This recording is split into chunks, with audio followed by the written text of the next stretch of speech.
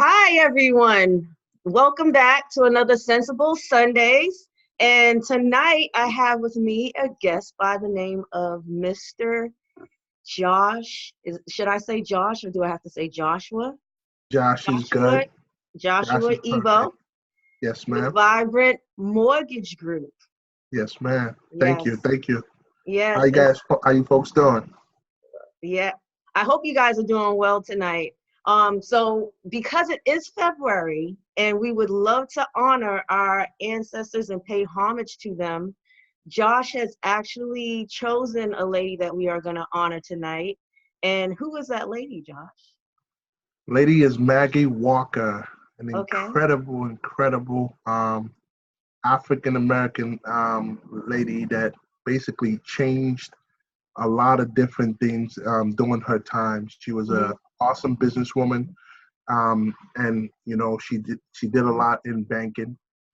She actually was the first president that served as the of banking for Luke Penny Savings Bank. So that was unprecedented in her time for Wow. her to be African American and for her to also be a woman. So she Yeah. did a lot of amazing things. Yeah. Because back then women were just as worse off Yeah, as just slaves and just not having certain rights that the same rights as men. So yeah, exactly. that's pretty powerful. And I Absolutely. watched a video of her earlier today. It was like an hour and a half long, and I was just like, wow, that in those days and times for someone to be so powerful and so relentless. Right. When things went bad or just got messed up, she got right back up and started over again and kept tracking and kept building. The tragic thing though that I came across is very tragic. Uh-huh. Um, the love of her life, her husband, of course, came Wow. home and her son didn't know it was his dad and he shot him thinking it was a stranger. Oh wow, that's a sad story. Yeah, yeah. That's that's But a sad even story. after that, she kind of felt like she couldn't go on after that because that was the love of her life. But even after that, she still rise to the occasion. So I'm definitely going to put just a little clip and maybe a link at Yeah. the end of the video, add a clip and then I'll put some links um, so that people could kind of watch those and just see who she really was. It's powerful Absolutely. stuff. Powerful I'm stuff. glad that you went you dug a little bit into that because when I was reading about it, I didn't know that the husband was actually killed by the son. They said it was a mistake. He died in Yeah, it an was a mistake. accident. It was a Yeah, mistake. Yeah. but I didn't know that's an interesting twist to things. Right. Yeah. Yeah, Yeah. Yeah. that's crazy. So tonight, I'm gonna ask you some questions, right? Okay. And yeah, I just met you. How when did we meet?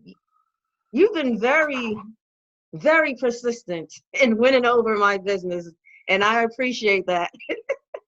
I mean, but you know what? It's great. Persistence is I mean, tribute to the late Kobe Bryant. He has a great quote that I love, where he talks about just persistence in the process. Uh-huh. You set a goal, and everybody has aspirational goals, but they don't have the process to get to it. And persistence is part of it. You have to fail a couple of times in order to win. So, Right. and I think with you, I mean, I'm not sure how your career has gone. I'm sure you've seen a lot of different things. Oh, And listen, one yeah, one month I'm rich and the next month I'm poor. there it I is. mean, There it that's is. just the nature of real estate. And I'm starting to build a team now, but I really didn't have a team. I had some assistants that helped me, like a staging assistant and Okay. assistant that helped with certain, like admin work and Right. stuff like that. But Right. yeah, it's like you're out here, you gotta hustle. Real estate is not You, a joke, it's not a game. It's a yeah, serious you gotta hustle. hustle. You And have to hustle day and night. No, I agree. I agree. And to meet great people in real estate, when you see someone that's good, you have to be persistent. Like with me, I get calls all the Oh, does time. that mean I'm good? I think you are. I believe you are. I've done my due Because diligence. you've been persistent. Yeah, right. You pushed away, so it's like okay, she, you know, good. But I actually there's a tool that, well, Zillow.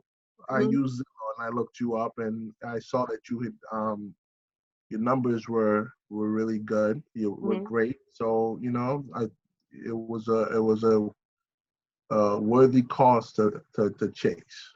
Oh, well, thank you. I appreciate it. Go get Des. She'll sell your house.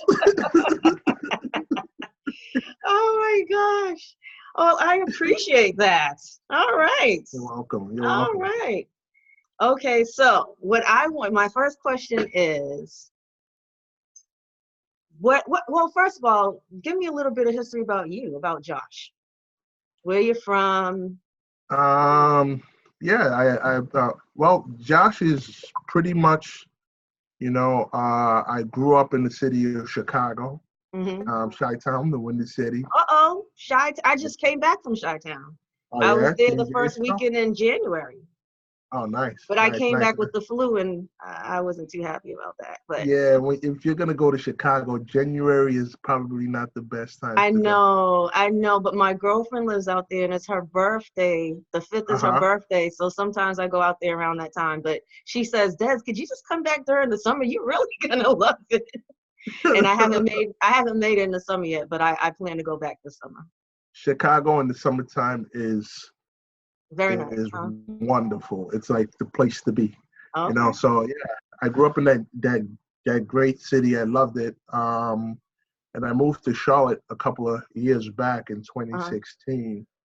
And Charlotte it's different, but there's a lot of similarities. Okay. I like the vibe. It's very chilled. It's very laid back. Everybody's very nice. It's the South, right? Hmm. Um, and basically in Chicago, I was in finance. Pre 2008, I was doing mortgages. Hmm. In 2008, it was pretty much the whole industry shut down, Oh, trust right? me, I know. I know. The whole It was industry. crazy. It was really crazy. So Yeah. I kind of stayed in the same field. I was in financial services. I did insurance and stocks. You Hmm. know, uh, Basically did that for about 5 years. Did well, but I missed mortgages. I missed the people aspect of it, the Mm. just the different aspects of it that I originally got into it for. So Okay. in 2016, I made the move and basically came back into the industry. No, it wasn't 2016. I'm sorry. In 2015, Okay. I came back into the industry and have been going at it pretty strong ever since. Okay. So yeah, that's a Okay. little synopsis of myself. Well, my next question was going to be, what made you become a lender? So I kind of got a piece of that because you said the people, right? Just you're a people's person, and you just like to build relationships and make those connections. Yeah, I mean that's when we talk about lending, there are several aspects to it. It's Hmm. they're just kind of like with being a real estate agent. There's several aspects to it. There's the real estate side. There's the people side. There's the all different sides to it. So Right. with me, my initial passion came from just liking in finance. Oh, okay. I can remember growing up, and I was the person that was researching stocks. I got into that pretty early, so I knew that was the path that I wanted to take. It was just really about finding the, and in finance, there's several different ways that you can go, right? Hmm. It's about finding that lane. And I just kind of happened upon it. My brother was in the industry. He started his own business and he was like, hey, Josh, come help me out. And, right out of college, I started working with him Hmm. and I loved it. So him and myself, we managed a branch out in Chicago. and till 2008. So after that, it was just like ingrained in me. It was like, I like meeting people. At the time, I was all over the place, meeting Mm-hmm. clients, meeting realtors.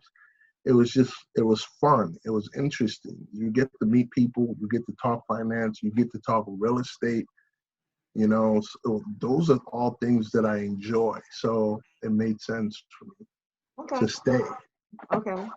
And so you kind of answered my next question, but I want to make sure I have the amount of time. I was going to ask, how long have you been in the industry? So it sounds like you've been in there for quite as long as I have, really. I mean, I was licensed in 2000 and right around the end of 2003. Okay. Um, um, but so how long have you been doing it? I got into the industry in 2005, but the Okay. industry has changed, right? Oh, yeah, yeah. Prior to 2008, it was a little loose in the mortgage industry, in the finance space, I think. And after I left the industry, they had to do some things to regulate it, to cut out the bad seeds and like the bad elements inside finance. I saw it. I Yeah. saw it because around 2005, 2006, I had decided that, just starting out and getting to know real estate is so broad, and there's so many avenues that you could take in it, or, Exactly. different niches that you could Yeah. take um in real estate. And Yeah. so I was just, trying to find my way, going through the motions. And I said, you know what, let me get my loan originations license and just Really? see what it's like on the other side, so that I Okay. could better service my clients, so Okay. that when I'm talking to a lender, I could know their jargon and Okay. relay it to my client and just see the other side. I'll give you Um, a sneak peek. yeah, I wanted to get a sneak peek for a Yeah, good year, I but got I you. said, that's not, it's, I've always been a numbers person. I could Okay. I could add up numbers in my head if you give me numbers. Um, and I was a mutual fund accountant in Boston before I moved to North Carolina. Oh, wow. But loans, there's no way. There's no What do way. you I mean? said, God bless the lenders, because I couldn't do it. I couldn't do it. I just couldn't Yeah, do I it. mean, it's an interesting job. As far as myself, I wouldn't say I am. When a person works directly for a bank, Hmm. let's use ABC Bank down the street. They're considered a mortgage banker, right, or a mortgage lender because the bank is the lender. Wow, that Um, was my next question. You just right. like ESP. answer my questions before I ESP. asked them. I was gonna ask, what's the difference between a mortgage lender, mortgage broker, mortgage banker? Like, is the banker and the lender kind of the same thing, or is the banker's more direct with the bank? Yeah, they're the Or same thing in a different way. okay. A mortgage banker works directly for ABC Bank, right? Hmm. They are an employee of this institution, and it can only represent the products of this institution. Okay. So if someone works for ABC Bank, they can only represent the products of ABC Bank. A mortgage broker is a little bit different in the sense that this person works for an institution that has relationships with multiple lenders at the same time. So they have a relationship with ABC, CBD, Hmm. so there are a lot of different relationships that they have to maintain and manage.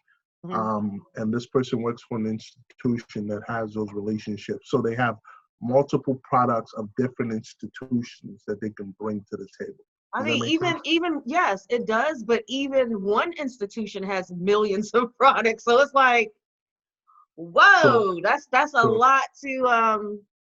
To You can't know everything. It's just like, no, okay, let me get back to you. Let me see what kind of products we have and what will fit your situation when we get back to you. true, true. Now, okay, so mortgage lender and mortgage banker, is there a difference with that, or is it pretty much the same thing? So So repeat that question. I'm sorry. Mortgage lender, because you hear the words mortgage lender all the time. You hear Hmm. mortgage banker and you hear mortgage broker. So is mortgage lender and banker pretty much the same position, or Yeah, is a there a mortgage difference? banker. Yeah, a mortgage banker usually works for a mortgage lender. So it's like, Oh, okay. does that make sense? So Yeah, if I'm a banker, you bank at this institution. And this institution is the one that's lending the money. gotcha. So, I mean, it's synonymous. You can Okay, kind of throw it out the same way. A mortgage broker works, you can't really use that same terminology because they don't work for the bank or the lender per se. right. They work for a company that's partnered up with several different lenders. Gotcha. So, so they are a broker of loans. Does Mm-hmm. that make sense? Yep, that makes a Yeah. lot of sense. Yeah. I mean, to use another analogy, um, a mortgage lender, and I kind of say this to my clients when I speak with them, think about a mortgage lender as a person, Mm-hmm. right? Des is a person. She has her own characteristics, the way she expresses herself, the way she communicates, the way she builds relationships. She's an individual with a unique set of characteristics. It's the same thing as the lender. There are many different personalities out there. There are many Mm-hmm. different individuals, and they have different guidelines and different things that they want to see. You might be that person that you like to be with a certain group of people, but this person might not be that way. They might be more attracted or more find themselves in the midst of more a different group of people. So Right. that's the same way with mortgage lenders. Okay. They're different individuals, different personalities completely. Okay. Make And sense? it does. It does. Okay. Um, my next question would be, what do you think the benefits are to working with a mortgage broker? Because I'll be honest with you, okay? In the past, every No, time my clients have said, right. you think I should go with a broker? I'm like, no, no, no way. The fees, there's gonna be extra fees in there, and you need to just deal with a lender, just deal with a mortgage lender. And just, us getting to meet each other and talking to you, like, no, Des, no, that's not always the case. Let me show you. So Right. here's your opportunity to explain. Take it away, give it to us. Already. I'm waiting. Well, In anyway, I suspense. mean, I mean, the obvious benefit is just the advantage of having multiple lenders compete for your business, right? Hmm. If you're going to one institution, ABC Bank, and here's the interesting statistics. They say that people who use statistics are making it up, but I actually know that. You're not making it up though, are you? I no, I'm Tell me not you ain't making it making up. it up. Okay. All I will use a range. It's over 60%, but most people that are looking to buy a home or refinance a home go to one lender, right? One lender. So think about it this way. You have the most important asset that, well, to most people it's considered the biggest asset they'll ever own. right. Hmm. And you're going to one place to get the financing for that. It's incredibly restrictive, Hmm. right? Because there's so many different lenders out there, and they all want your business. So Right. many times they're competing to get your business, but because you've gone to this institution and you're only dealing with this one institution, Hmm. you've foregone the opportunity to work with someone that might be able to give you a better deal. Right. And a better deal could equate out to thousands and thousands of dollars that you have to pay more than you didn't if you were working with someone else. So a broker just makes it simple. You're going to one institution that already has an established relationship with all these people or all these lenders or all these institutions, and they have the technology to find and isolate the best deal for you. Right. at, you know, a quarter of a point, a half a point, a full point off of your interest rate over a 30-year time frame on an average loan of like $200,000, it's like 30, 40, $50,000 less that you would have to pay. So why wouldn't you want to keep that in your Well, pocket? my concern is always, to my clients, like, there's a company out here where they will say that they could beat rates and all of this stuff. And when you look at it, what they do is they add points, right? They add points to give someone a certain rate. And to me, I feel like that takes advantage of consumers because they don't even know most of the time, they don't know what points are. Some do, but especially if you're a first time home buyer, you don't know. So I always tell my clients, when you're shopping around, tell them you want a rate with no points, right? Right, And of then course. another thing is the origination fee, right? And what's the standard for that? I know there's usually a standard of 1%, but I know you can pretty much charge whatever you want, right? Not necessarily. No? It's Okay. regulated. I think like it's kind of like in the real estate field, in your field, there's a cap on what you can charge. Now, I mean, to kind of address what you just mentioned, when um when a consumer goes directly to the bank, and most loan officers that work for the banks don't know this. The Mhm. reason why I know they don't know this is because I used to be one of them. I used to work at a bank, and I didn't realize this. The banks do not have to disclose fees to the consumers. So many times the fees are built into the rate. Really?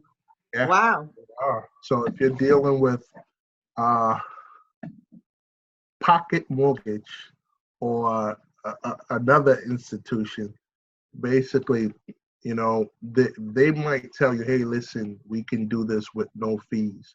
But the fees are usually built into the rate. And if you think about it, if your rate is higher over a long-term period of time, 5, 7 years, you've paid more than you needed to pay. You've paid thousands and thousands of dollars more than if you just had worked with a broker. Hmm. Many times a broker, just me working with an institution, they have to give me a cheaper price because they know I'm working with several different lenders, Hmm. right? The competition factor plays a role. When they know there's I several mean, that makes sense. That makes sense. exactly. So and when you think about the mortgage process, buying a home, there are several different vendors that you have to deal with, and I'll explain. You're dealing with your realtor. That's a group that's helping you find the mortgage and consult you through the process. When you do find the home, you have to deal with the title company or the attorney. They're the ones that are researching the title for you, helping you close. You Hmm. have to deal with an appraisal company. They're the ones evaluating your property and kind of getting the valuation that you need to, for the banks to use. You might have to use a inspection company. Hmm. They're the ones figuring out what's wrong and like the way you need to address. Right, right. And Which then all of these things are called your due diligence.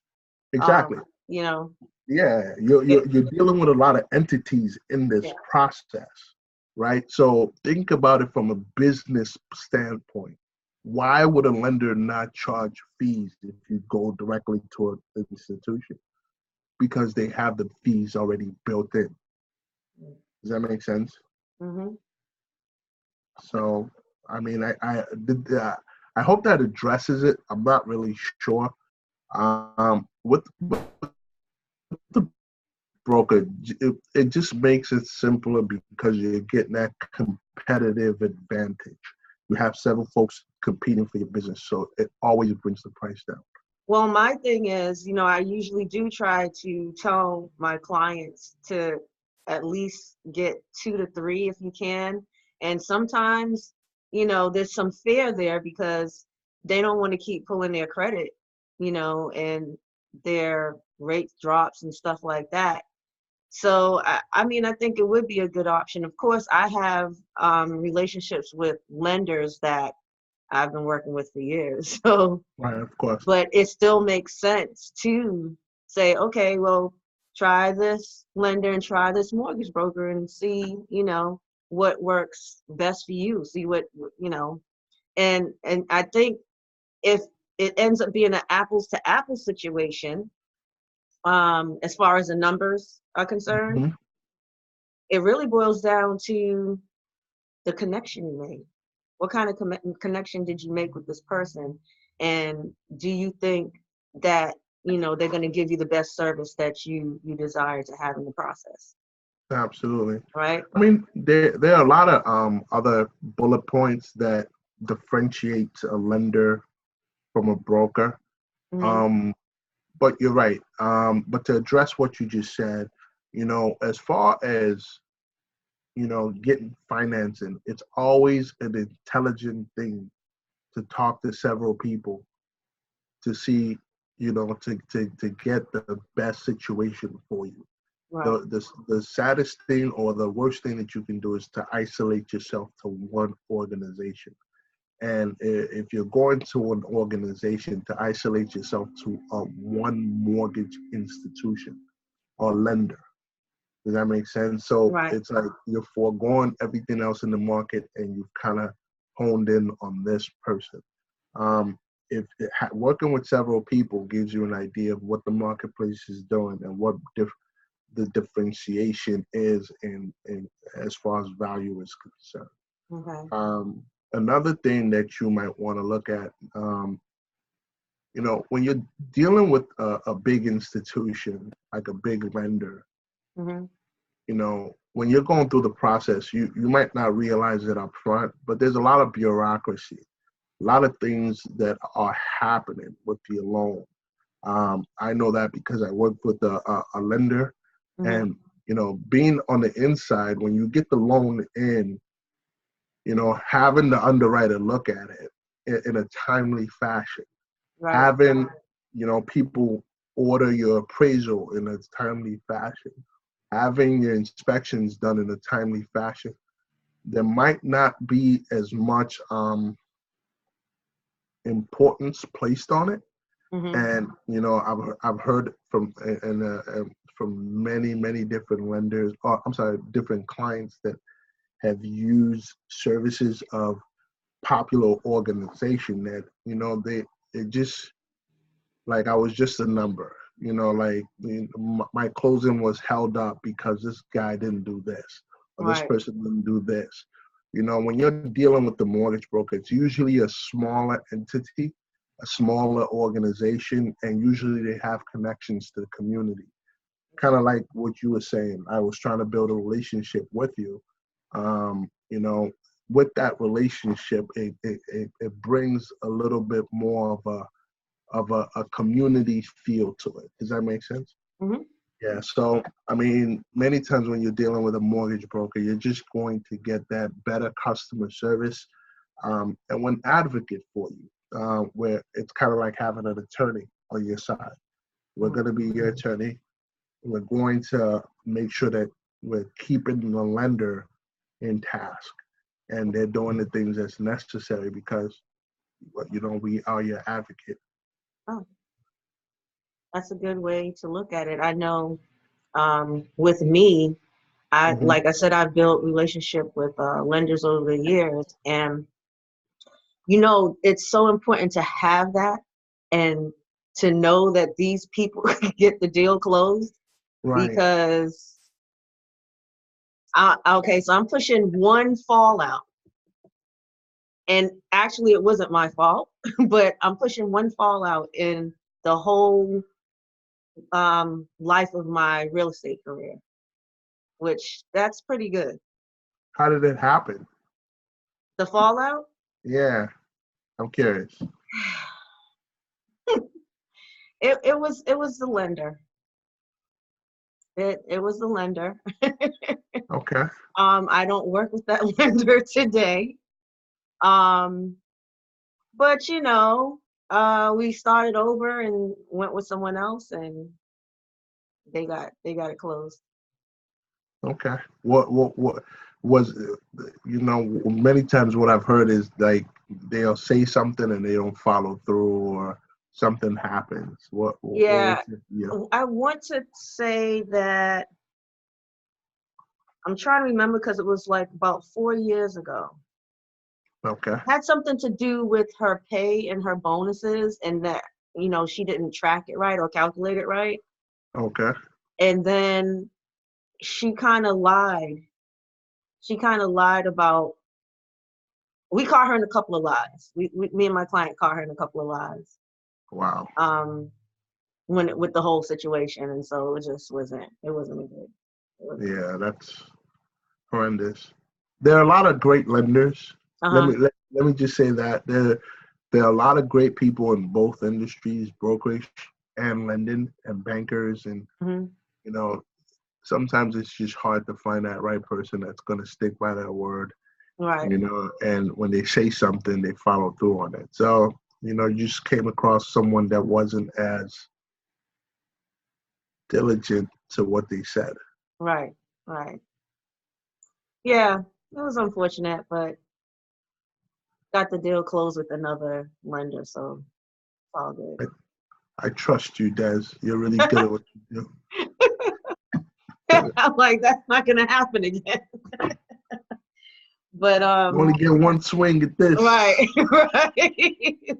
So you're not that type of lender, are you?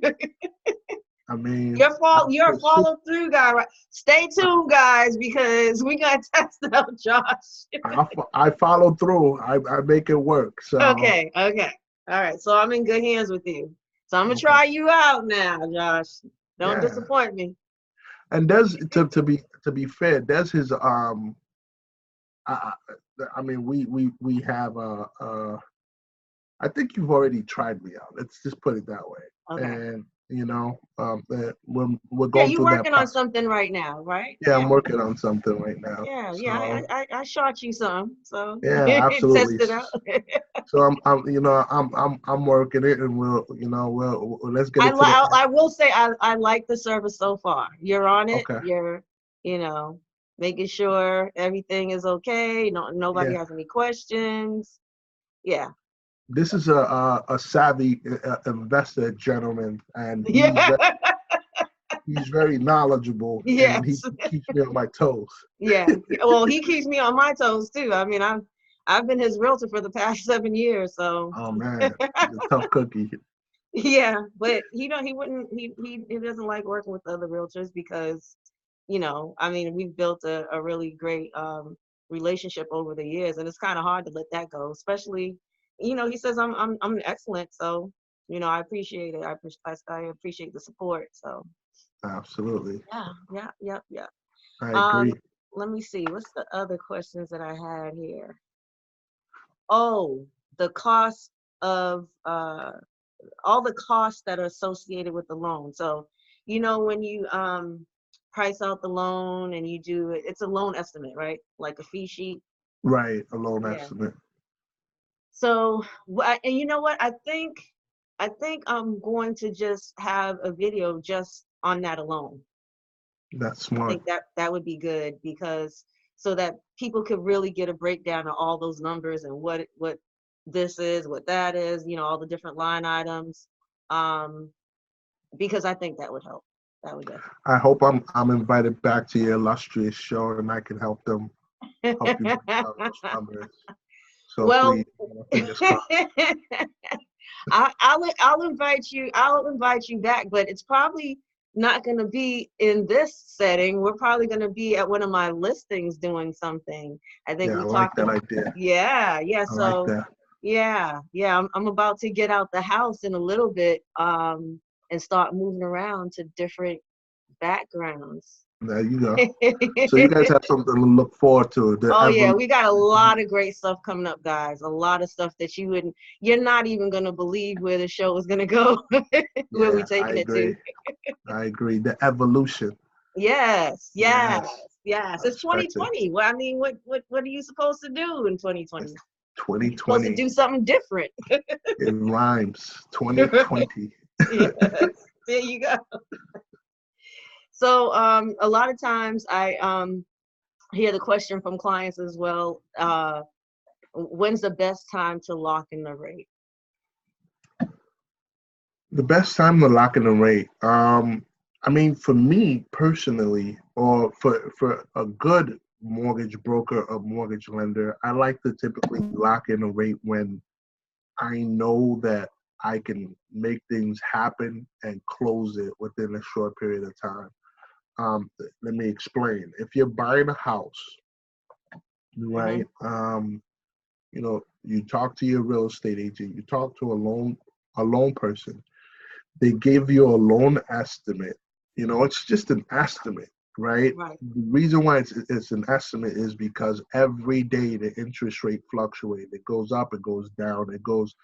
I could tell you one thing today, and tomorrow, financially, things change, right? And that's So key. That's key for people to know. That really is absolutely, key. And I mean, a lot of people know it, but then there's a lot of people that don't. And then it's like, well, I just spoke to you the other day and you said it's this.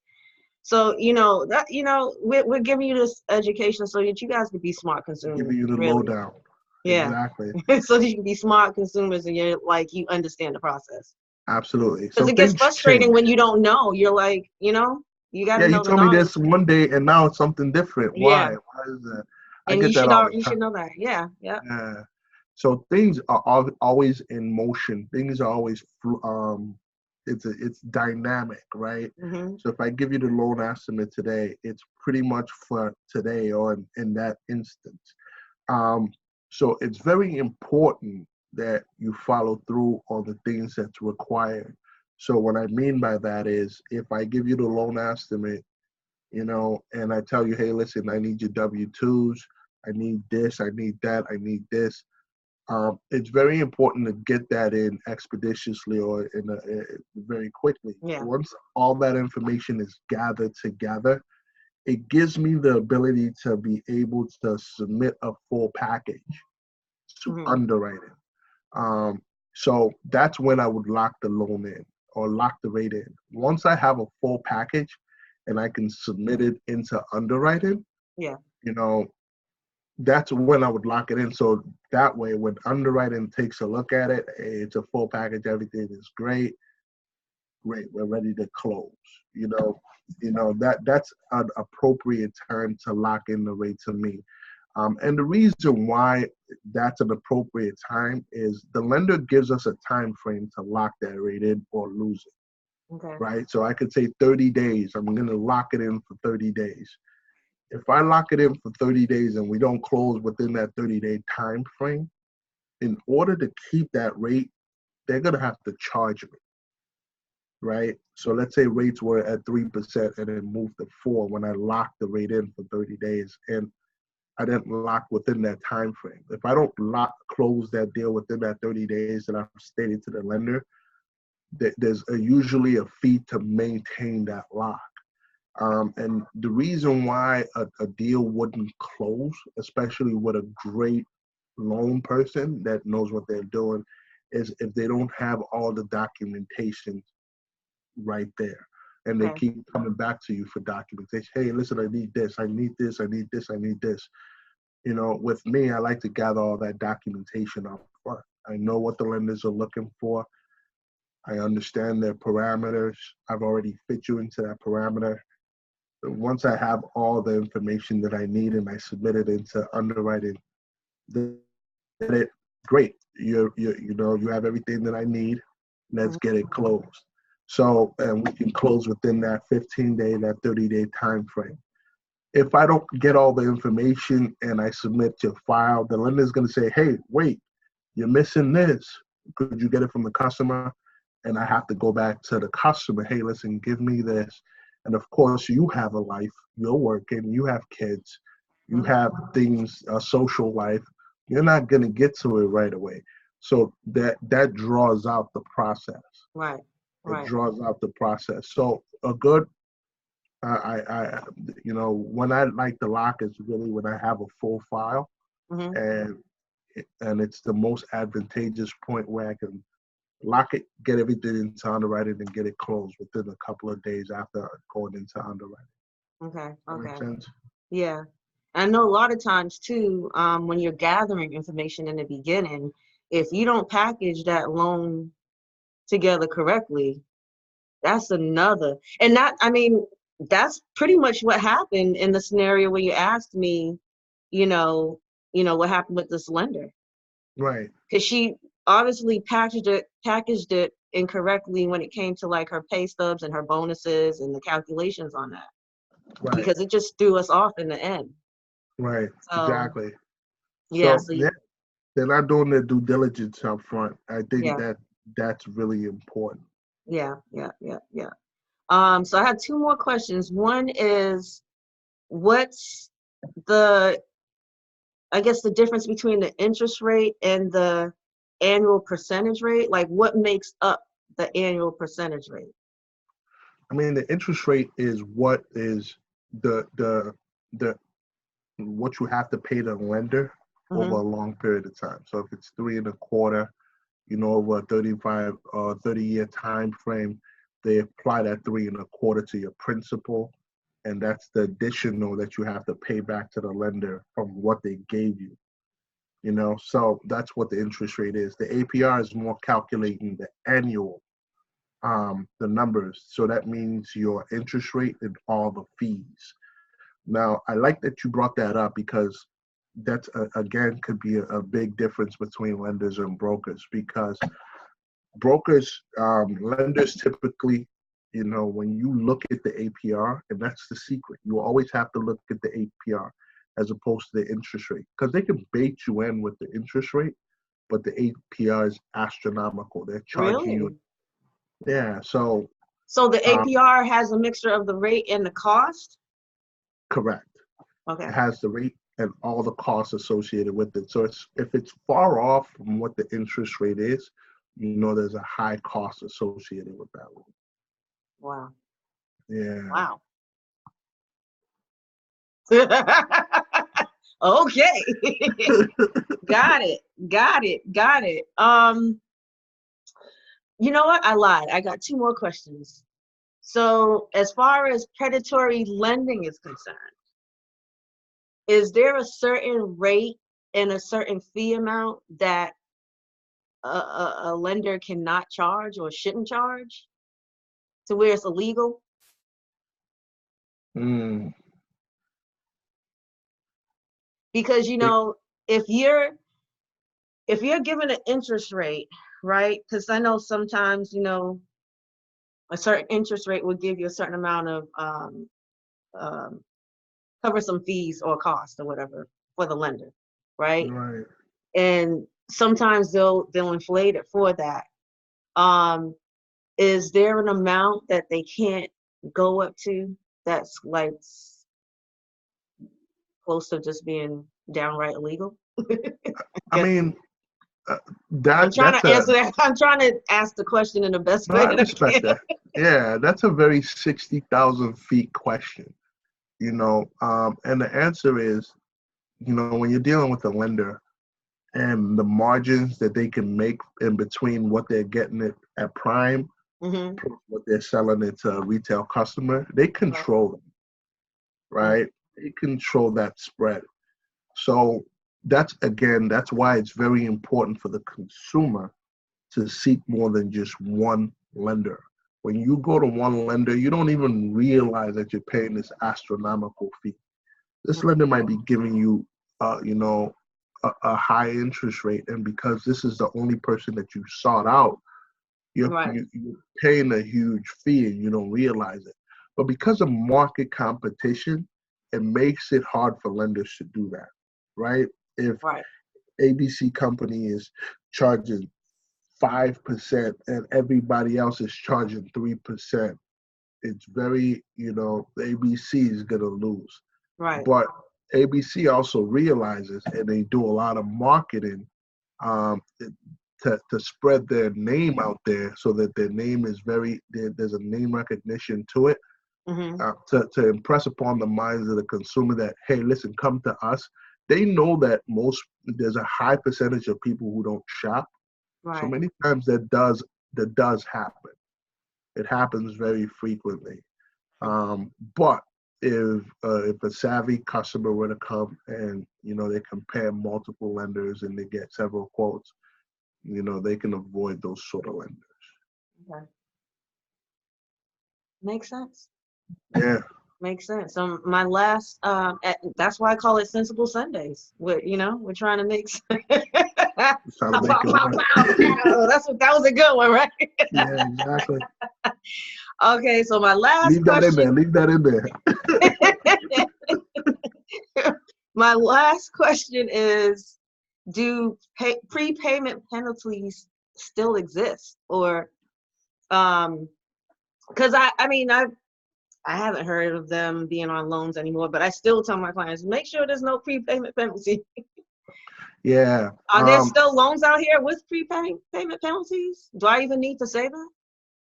They used to, and there are certain circumstances. It's very hard to meet that could be a prepayment penalty on a loan, but for the most part, it's something that's been removed out of the industry. Okay.